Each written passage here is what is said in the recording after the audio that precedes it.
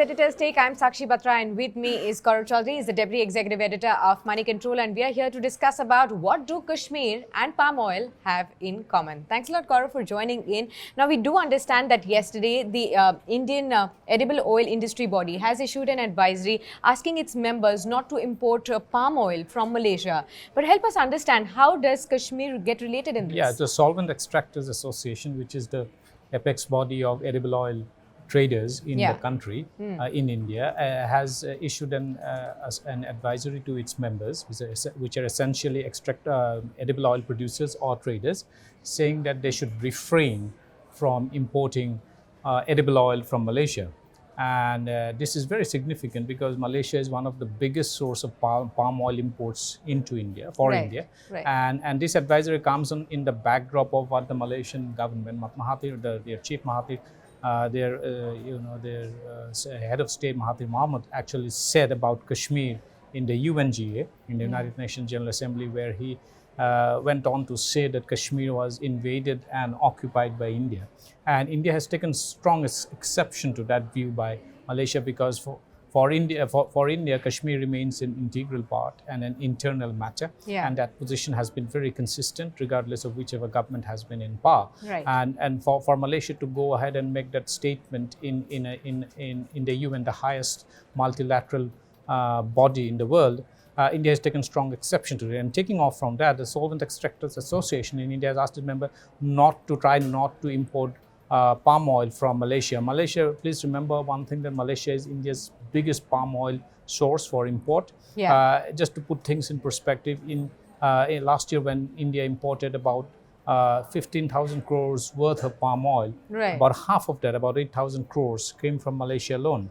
So if India stops importing from Malaysia, it's going to affect them. Absolutely. This is what I was coming to understand, that what will be the major impact on Malaysia if they stop importing import oil, and what really happens to our need of palm oil as well. Will we switch to other countries then? Yeah, so if you speak to the palm oil, if you speak to the edible oil traders here, he said that they do point out that Malaysia is not just the only source, and in fact India should start looking outside of Malaysia to get palm oil. The reason Malaysian palm oil has flooded Indian markets over the last several years is because we have two agreements with them. One is the Comprehensive Economic Cooperation Agreement, and also India has the free trade agreement with the 10 ASEAN member nations.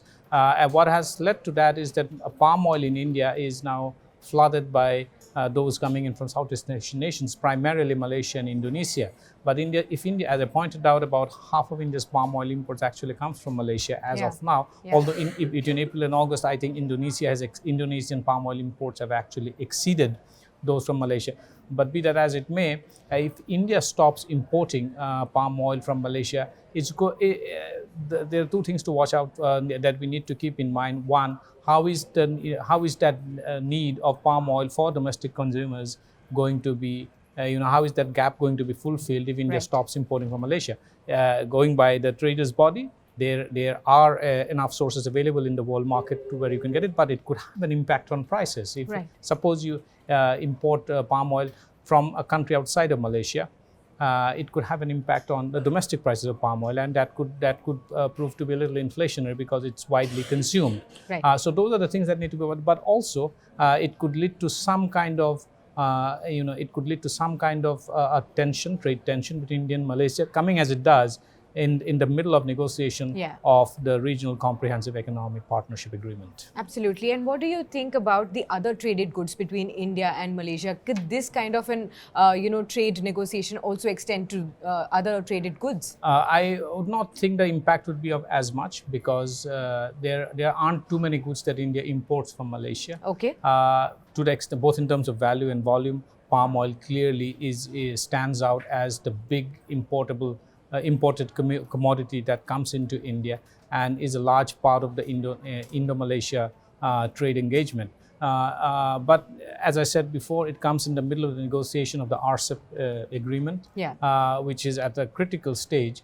And if India hardens its stand on Malaysia, it could have some implication for RCEP as well as bilateral trade engagements with Malaysia. Absolutely. Thanks a lot, then, Gaurav, for sharing all those insights. Well, we are also hearing that Malaysia, on its part, is trying to cool down the situation by offering to import more buffalo meat and also sugar from India. But so far, we have not heard from the Indian government as to what should be the next directive for the Indian trading body, which is importing palm oil from Malaysia. So far, they have on their own decided not to import palm oil, and most of the traders have started doing that already.